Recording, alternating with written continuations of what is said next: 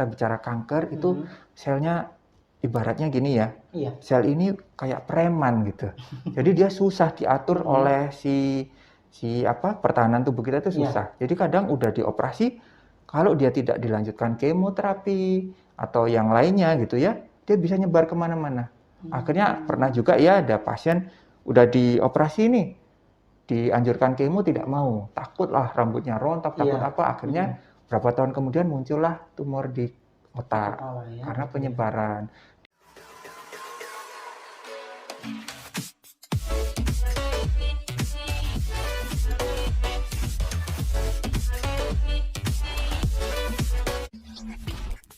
Assalamualaikum warahmatullahi wabarakatuh. Selamat siang dan salam sejahtera bagi kita semua.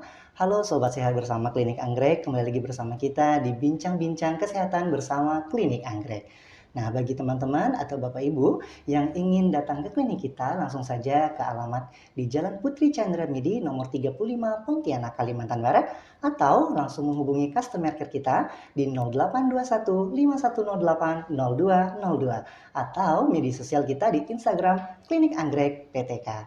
Nah, hari ini Bagus tidak sendirian tentunya, Bagus bersama Dr. Heru Fajar Trianto, M. Biomed SPPA. Selamat siang dokter. Selamat siang Mas Bagus. Apa kabar dokter? Alhamdulillah sehat. Alhamdulillah sehat ya dokter ya di masa pandemi seperti ini dan tentunya di Indonesia sedang PPKM ya, level 3 ya. Betul, dokter, PPKM ya? level 3. Nah, baik dokter, hari ini kita akan bincang-bincang mengenai kanker. Nah, lebih spesifik lagi kita akan membicarakan tentang kanker payudara. Nah, kita langsung aja dokter ya. Tentunya sobat-sobat sehat bersama Klinik Anggrek sudah menunggu tentang kanker payudara itu apa sih? Nah, tentunya dokter, sebelum kita mengenal lebih jauh kanker payudara, apa itu kanker dokter? Bagaimana sih bisa ada penyakit kanker itu dokter? Baik, jadi gini ya, sebetulnya apa itu kanker? Nah, sebetulnya kita harus tahu dulu bahwa kanker itu termasuk tumor. Nah, tumor itu kan benjolan yang tidak normal. Benjolan tidak normal, kita sebut itu namanya tumor. Tumor kita bagi dua, tumor jinak dan tumor ganas. Nah, kanker itu termasuk tumor ganas atau nama lainnya dari tumor ganas tersebut adalah kanker atau cancer. Nah, gitu Mas Bagus. Oh iya, jadi berarti kanker ini adalah termasuk dari tumor ganas. Tumor ganas ya dokter ya? Iya, tumor ganas. Nah, kemudian dokter, kanker ini disebabkan oleh apa sih?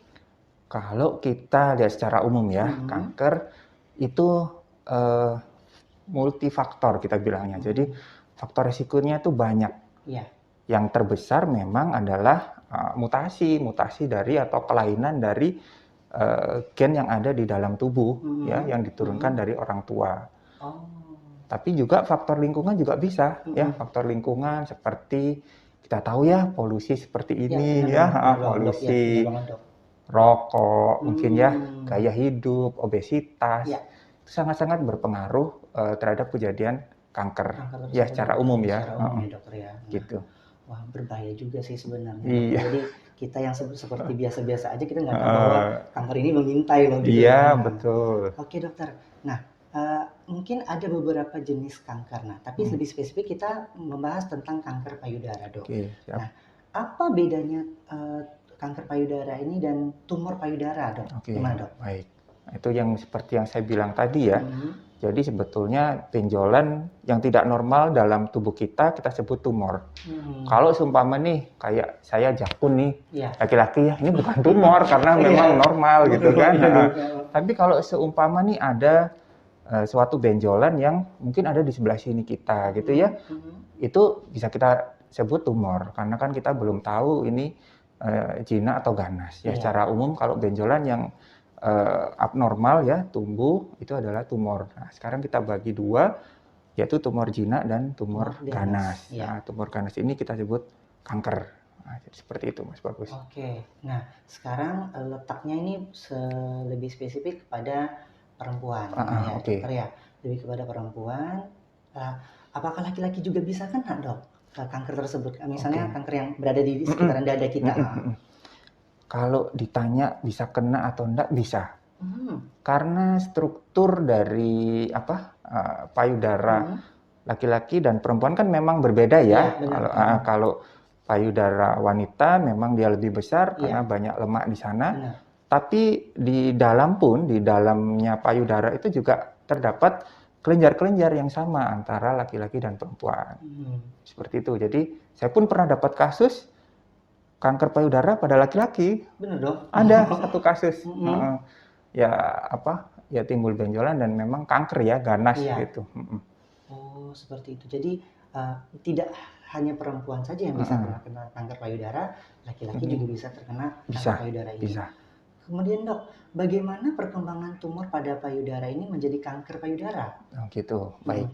Kalau kita bicara mengenai tumor dan kanker ya, jadi kalau perkembangan kita bagi dulu ini jinak ganasnya ya. Baik, dok. Kalau seumpama dia jinak, itu cenderung biasanya usianya pada usia muda, kurang dari 30 tahun ya. Kemudian benjolannya itu membesarnya lambat, istilahnya kita bilang mungkin tahunan. Ini biasanya kalau pasien datang, ini benjolannya sudah berapa lama nih? Udah 1 sampai 2 tahun atau 3 tahun gitu. Terus membesarnya lambat, ya kita sudah mulai curiga ini sepertinya jinak gitu ya. Terus usianya masih muda, 20 tahun. Kemudian kita kan ada pemeriksaan fisik ya namanya, kita lihat kalau dia batasnya tegas, kemudian dia bisa digerakkan, ini cenderung jinak. Nah, tapi sebaliknya kalau ganas itu cenderung membesarnya cepat. Bisa 3 sampai 4 bulan atau 1 tahun, kadang kalau 1 tahun udah sangat besar banget gitu ya. Usia mungkin lebih dari 35 tahun, itu sudah faktor resiko tinggi ya. Kalau kita bilang semakin meningkatnya usia, maka resiko kejadian kanker payudara juga semakin tinggi. Oh gitu. Kemudian membesar cepat. Kemudian kalau kita pemeriksaan fisik, dia batasnya itu sudah tidak tegas gitu ya, cenderung nempel ke dada gitu. Jadi seperti itu. Oh seperti itu dokter ya, berarti usia mempengaruhi perkembangan tumor atau kanker tersebut ya dokter. Semakin meningkatnya usia, maka dia resiko terkena kanker payudara juga semakin besar. Waduh, diserem jadinya. Bagus juga pertama dengar loh dokter. Jadi hanya sekedar tahu melalui televisi atau media sosial mengenai kanker payudara ini, ternyata kanker adalah yang ganas lah, termasuk ganas ya. Iya, betul. Nah, seperti dokter ya. Oke, luar biasa sih informasinya teman-teman. Oke dokter, kita lanjut. Pertanyaan selanjutnya, mengapa bisa terjadi kanker payudara dok? Baik itu di laki-laki ataupun di perempuan. Bagaimana dok? Baik, untuk kanker payudara yaitu dia memang multifaktor. Jadi tidak hanya satu faktor, mamanya dia nih terpapar asap rokok terus langsung jadi kanker payudara, ya tidak seperti itu gitu ya. Atau dia obesitas langsung jadi kanker payudara, tidak. Dia jadi memang multifaktor. Jadi banyak faktor yang mempengaruhi sehingga terjadilah suatu penyakit ini gitu.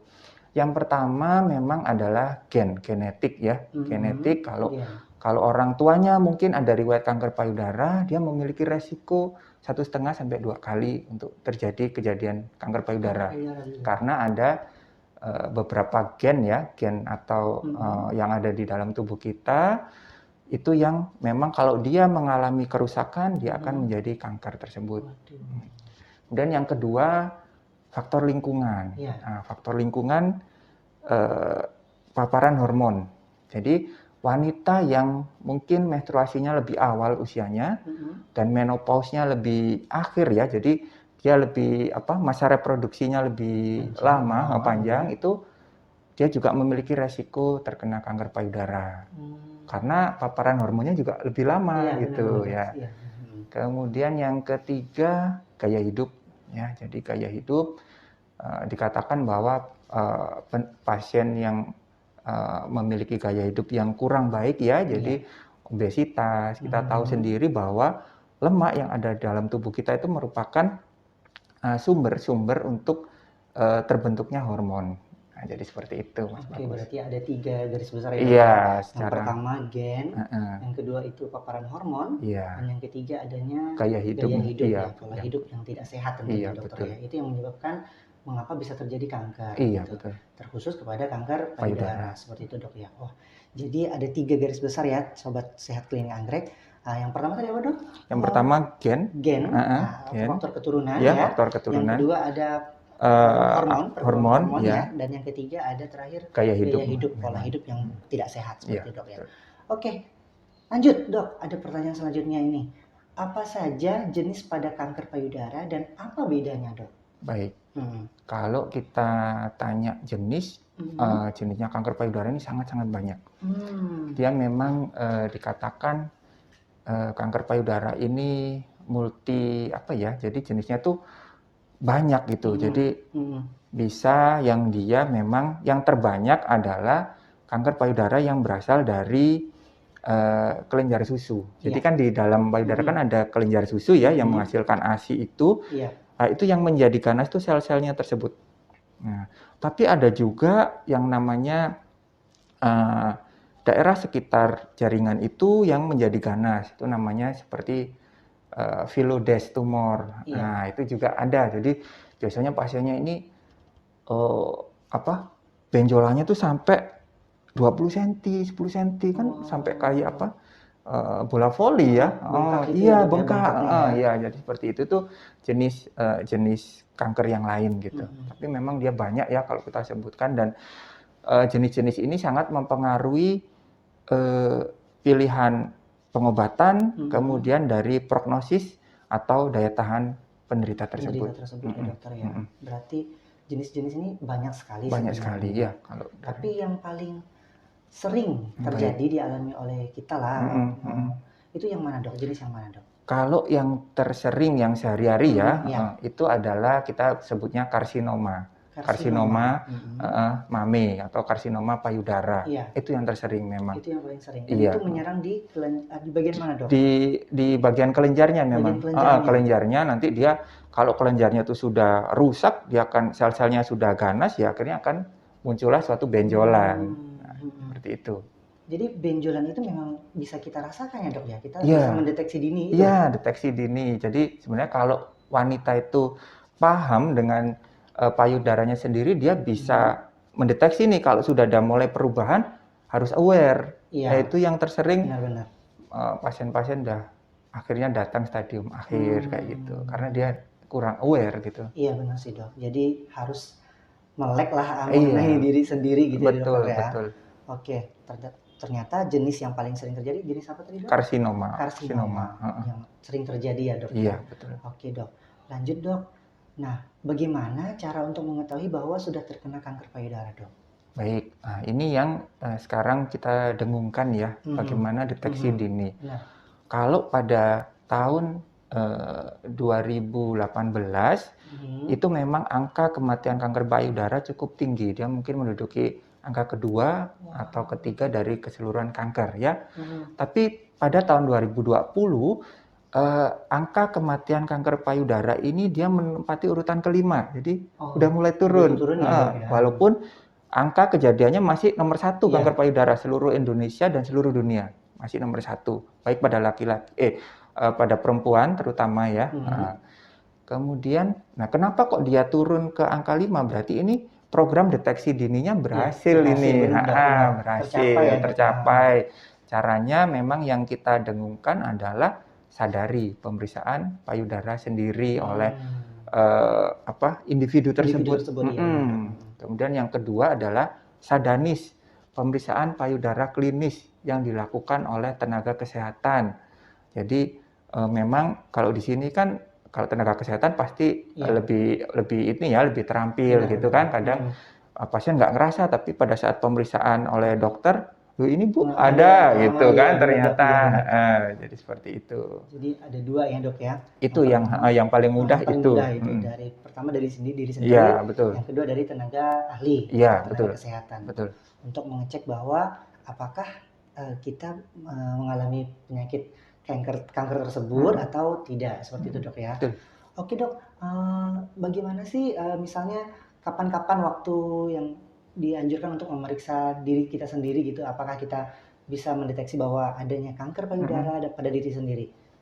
Baik, sebetulnya kalau pada wanita ya, saat dia sudah menstruasi, dia sudah aware istilahnya. Karena di situ paparan hormon sudah mulai ada.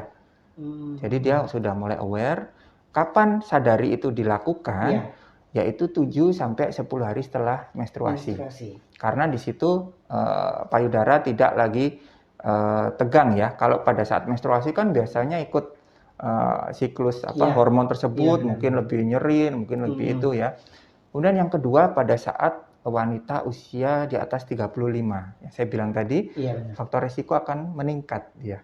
Nah, jadi itu lebih aware lagi gitu. Jadi dia harus seringlah ngecek payudaranya. Seperti ya. Berarti ada dua ya dok ya. Yang pertama harus hati-hati setelah siklus menstruasi. Iya, jadi pada saat wanita tersebut sudah menstruasi, ya dia harus aware gitu. Kemudian yang kedua di Kalau atas 35 tahun. betul. Benar sekali dok. Berarti sobat sehat klinik Anggrek, jadi ada dua yang harus kita lakukan untuk mendeteksi dini ya, apakah kita mengalami kanker tersebut atau tidak. Yang pertama tadi untuk setelah menstruasi tentunya kita harus lebih berhati-hati karena hormon dalam tubuh kita ya, khususnya bagi perempuan tentunya, nah lebih gampang terserang penyakit ya dok ya. Iya, lebih tinggi. Yang kedua tentang faktor usia 35 tahun ke atas itu lebih rentan terhadap penyakit tersebut ya dokter ya. Jadi harus lebih berhati-hati. Oke, lanjut dok. Yang keenam, apa saja pemeriksaan yang perlu dilakukan oleh penderita kanker tersebut dok? Kanker payudara. Baik. Jadi yang memang yang mudah adalah sadari itu ya. Kemudian yang kedua adalah sadanis ya. Kemudian kalau yang lebih dalam lagi ya, lebih canggih lagi adalah kalau wanita tersebut kurang dari 35 tahun, itu kalau dia sudah merasa ada benjolan, bisa periksa ke dokter, mungkin bisa dilakukan USG. Ya. Kemudian kalau di atas 35 bisa dilakukan mamografi. Nah, kalau mamografi kan memang dia lebih pemeriksaannya lebih akurat mungkin atau lebih mendalami karena kan di situ payudaranya memang benar-benar ditekan, kemudian akhirnya kelihatan lah ya. Kemudian yang keempat juga ada namanya kita pemeriksaan dari patologi anatomi ya, yang mudah, kemudian murah dan hasilnya tepat ya FNAB gitu, fine needle aspiration biopsi. Jadi biopsi jarum halus. Kalau memang dirasa itu benjolannya sudah terasa ya, tapi kalau nggak terasa ya kita nggak bisa juga karena kan harus kita periksa di benjolan tersebut. Begitu. Bagus. Yang terakhir sih saya agak lupa dok, yang keempat tuh apa tadi? Yang pertama sadari, yang kedua sadanis, yaitu yang ketiga tadi apa dok? Yang ketiga kan dari radiologi bisa USG atau mamografi, kemudian yang keempat FNAB, biopsi jarum halus. Seperti itu dok ya. Itu kalau misalnya udah benjolannya terasa ya dok ya. benjolannya teraba. Nah dok, tentunya kan kita kan punya dua nih tentunya ya, khusus cewek lah ya, khusus wanita lah ya. Nah, ada dua yang paling sering terjadi itu, ataukah memang dia acak penyakitnya ada di sebelah kanan atau kadang sebelah kiri, atau cenderung di sebelah mana dia dok biasanya? Baik. Atau dua-duanya? Oh gitu ya, siap. Kalau selama ini ya pasien tuh memang enggak mesti gitu, harus kanan harus kiri, enggak. Jadi kadang bisa kanan bisa kiri, tergantung jenisnya. Ada juga yang bisa kanan dan kiri, jadi tergantung tipe-tipenya. Jadi kalau karsinoma payudara yang tipe duktal itu biasanya memang satu sisi, tapi yang tipe lobular dia bisa dua sisi. Kadang bisa sampai nyebar ke ketiak gitu. Kalau sudah ke ketiak berarti stadiumnya juga akan meningkat. Jadi kan dia sudah nyebar ke kelenjar getah bening. Kemudian kalau sampai ada luka nih di kulit gitu kan, itu berarti stadiumnya juga akan meningkat gitu. Itu yang sering kadang pasien tuh takut berobat. Akhirnya malah lah sampai ke kulit. Kalau sudah ke kulit ya stadiumnya sudah meningkat gitu. Berbahaya dok ya. Iya betul, betul. Nah dok, kemudian nih dok, apa cara yang tepat dalam mengatasi kanker payudara? Apakah harus diangkat atau bisa dengan pengobatan lain dok? Kalau kita bicara kanker ya, kita bicara kanker itu tidak cukup hanya operasi. Kalau mungkin tumor jinak itu bisa operasi cukup gitu ya, cukup ya, operasi aja diambil tumornya selesai. Tapi kalau kanker, kita bicara kanker itu selnya ibaratnya gini ya, Iya. sel ini kayak preman gitu. Jadi dia susah diatur oleh si pertahanan tubuh kita itu Iya. susah. Jadi kadang udah dioperasi, kalau dia tidak dilanjutkan kemoterapi atau yang lainnya gitu ya, dia bisa nyebar kemana-mana. Akhirnya pernah juga ya ada pasien udah dioperasi nih, dianjurkan kemo tidak mau, takut lah rambutnya rontok, takut Iya. apa, akhirnya berapa tahun kemudian muncullah tumor di otak Kepala ya. karena Gitu ya. penyebaran di paru dengan sesak gitu kan. Kita kan nggak tahu itu Iya, tumor benar. ternyata udah masuk ke pembuluh darah kan kita nggak tahu. Oh, seperti itu, Dok. Jadi penanganan yang paling cepat adalah tentunya operasi, Iya, kemudian ya dilanjutkan. dilanjutkan dengan kemoterapi ya, Iya, Dok ya. betul, Benar. Jadi betul. memang penyakit ini berbahaya sekali, Dok ya, karena tergolong ganas tadi Iya, ya. betul. Jadi hanya karena kitanya biasanya tidak sadar mengenai tentang kehidupan gaya yang tidak sehat ataupun kita tidak sadar diri mengenai penyakit tersebut, jadi kadang-kadang tuh lupa, Dok, dan Iya, takut betul. juga tentunya. Iya, Nah, betul, betul. tentunya takut. Dan jikalau dilihat dari berapa banyak untuk tahun sekarang lah, Dok ya, kasus kanker payudara ini gimana, Dok? Kalau untuk data secara umum ya di dunia, data terakhir memang 2020. Itu sekitar 2.600.000-an penderita, baik laki-laki atau perempuan. Iya. Ya. Kemudian di Indonesia sendiri menyumbang 67.000 kasus pada tahun 2020. 67.000? Iya, 67.000 dan masih menduduki peringkat pertama dari seluruh kanker. Ya, memang kalau kita bicara kanker, memang mematikannya dia itu memang pelan-pelan ya, nggak langsung kayak kita ke infeksi virus, namanya COVID, meninggalnya cepet gitu kan. Kalau kanker kan dia pelan-pelan, dia grogotin gitu ya, grogotin pasien ini mungkin akhirnya awalnya tuh ya cuma kerasa benjolan, akhirnya tambah sesak, tambah apa, tapi kan tuh hitungannya bulanan, tahunan gitu ya, tapi ya pasti pasien akan merasa nggak nyaman gitu. Jadi misalnya nih, Dok, nah yang sepengetahuan bagus ya, Dok ya, kalau misalnya kita terkena kanker di sebelah kiri, nah itu misalnya sudah stadium akhir tuh, Dok, apakah payudara kita ini bakal dihilangkan atau gimana? Atau penyakitnya saja yang diangkat? Itu bagaimana? Oke, baik. Kalau memang diagnosis kanker payudara itu biasanya memang diambil ya, mungkin bisa diambil seluruh payudaranya, kadang bisa sampai ketiaknya, karena di situ yang kita khawatirkan adalah penyebarannya ya. Kemudian setelah diangkat barulah si jaringan operasi itu dikirimkan ke patologi anatomi ya. Di situ kita periksa ini jenisnya apa. Kemudian kita lihat dia sudah ada yang masuk ke pembuluh darah belum. Nah itu kalau sudah ada masuk pembuluh darah, hati-hati. Prognosis pasien tersebut memang lebih buruk daripada yang tidak ditemukan di pembuluh darah ya. Kemudian kita lihat ke kelenjar getah beningnya nih, ada penyebaran atau tidak. Ya, terus kita lihat stadiumnya juga. Makanya pentingnya kenapa sih jaringan operasi itu perlu diperiksakan. Itu jangan udah diambil terus dikubur gitu kan. Kadang kan gitu, udahlah dikubur aja, ini kan bagian tubuh kita. Jangan. Kalau seperti itu nanti kita nggak tahu jenisnya apa. Kalau ternyata ganas bagaimana gitu kan. Berarti masih takut ada yang tertinggal. Jadi penanganan yang selanjutnya adalah dengan biasanya kemoterapi ya. Biasanya kemoterapi. Seperti itu. Jadi tapi memang kalau untuk terapi dari kanker payudara memang sepenuhnya adalah dari dokter bedah ya, dokter bedah, dan untuk kemonya mungkin dari dokter penyakit dalam yang memang ahli, beliaulah yang memang ahli gitu kan, pilihan terapinya apa seperti itu. Benar sekali, Dok. Kemudian, Dok, setelah kita kemoterapi, efek samping yang ditimbulkan setelah kita mendapat penyakit ini atau udah bisa tembus total nggak sih, Dok, orang yang pernah penyakit kanker payudara ini? Bisa. Kalau katakan bisa karena beberapa pasien yang memang saya kenal ya sudah sembuh gitu. Berarti bener lah. Iya, dan jenis-jenis kemonya pun macam-macam. Ada yang berupa minum juga ada, kemudian ada yang infus gitu ya. Mungkin kalau efek samping ya tergantung obatnya juga ya.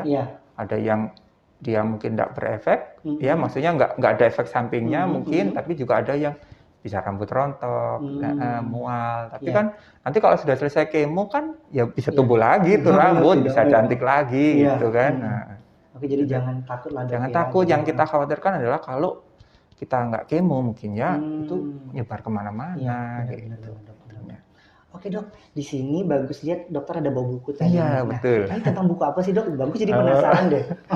Baik, ini sekalian lah ya saya Iya. mau melihatkan. Jadi ini adalah jadi saya membahas kanker payudara tapi dari segi molekuler. Jadi kalau kita hanya mungkin sekarang kita klinisnya gitu ya, Iya. kanker payudara kenapa sih kok ada benjolan, bisa muncul benjolan gitu kan? Itu dibahas di buku ini. Kenapa sih asal muasalnya, terus Benar. yang mutasi apa? Nah, itu di sini gitu, Mas Bagus. Judul bukunya apa, Dok? Konsep dasar patobiologi molekuler kanker payudara. Jadi memang mungkin kalau di sini mungkin ya ada mahasiswa yang nonton, kemudian dari tenaga kesehatan juga bisa membaca buku ini juga bisa gitu. Jadi ini juga kita menjembatani antara teori dan praktek. Benar. Jadi seperti itu. Oke. Jadi Gitu. Sobat Sehat Klinik Anggrek, barusan Dr. Heru menjelaskan tentang kanker payudara secara singkat dan informatif tentunya, dan juga ada buku ya, Dok ya? Iya. Nah, ini dokter sendiri yang menulis atau gimana? Enggak, saya dengan kawan ya, jadi kita memang tim. Jadi gimana sih caranya kita menjelaskan ya yang rumit-rumit itu dengan ya biar mudah lah orang membaca gitu. Jadi lebih dipahami. Terus kalau yang ini lebih ke arah bagaimana kita memeriksa ya tentang tumor. Di sini pun ada sadari juga, sadanis juga ada. Jadi salah satunya begitu. Jadi bagaimana kita lebih mudah ya istilahnya mengkomunikasikan hal yang jelimet-jelimet ya, kalau orang Jawa bilang jelimet-jelimet dengan yang lebih gampang gitu. Maksudnya seperti itu. Lebih mudah dipahami ya, untuk masyarakat umum ya, Dok ya. Ya. Nah, dokter, tentunya untuk mendapatkan buku ini bagaimana cara, Dok? Silakan Dok, sampaikan. Kalau ini memang kita masih kita istilahnya penulis indie ya. Jadi belum yang di toko-toko yang ada. Jadi kita biasanya sih pre-order bisa ke Instagram saya gitu kan, atau ke Dokter Sari ini juga kawan saya yang dorong-dorong, ayo kita bikin buku gitu. Nah, beliau lah yang itunya bisa ke Instagram saya atau Instagramnya Dokter Sari. Gitu. Berarti pemesanan langsung menghubungi Instagram dokter ya? Iya, betul. Nanti ada di layar ya teman-teman ya, nanti ada di layar Instagramnya dokter. Oke dokter, tidak terasa udah panjang juga pembahasan kita mengenai kanker payudara. Terima kasih dokter atas sama-sama Mas Bagus. Nah, ini adalah informasi terbaru bagi Bagus dan tentunya bagi Sobat Klinik Anggrek Kesehatan Klinik Anggrek PTK yang tentunya mengenai kanker payudara ini ternyata berbahaya, dan tentunya ada juga penanganan yang tepat untuk pengobatan dari kanker payudara ini. Ya, baik, Sobat Klinik Sehat bersama Klinik Anggrek, Bagus dan dokter mohon undur diri, mohon pamit ya dokter ya. Dan terima kasih telah membersamai kita di bincang-bincang kesehatan bersama Klinik Anggrek. Dan bagi Anda yang ingin datang ke Klinik Anggrek, langsung saja ke alamat kita di Jalan Putri Chandra Midi, nomor 35 Pontianak, Kalimantan Barat, atau media sosial kita di Instagram Klinik Anggrek PTK, dan customer care kita di 0821 5108 0202. Saya Bagus Devana Putra Mildan dan Dr. Heru pamit. Wassalamualaikum warahmatullahi wabarakatuh dan sampai jumpa di episode selanjutnya.